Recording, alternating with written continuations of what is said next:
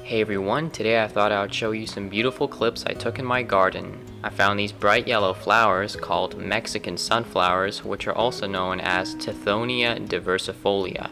And today there seems to be quite a number of honeybees pollinating these flowers.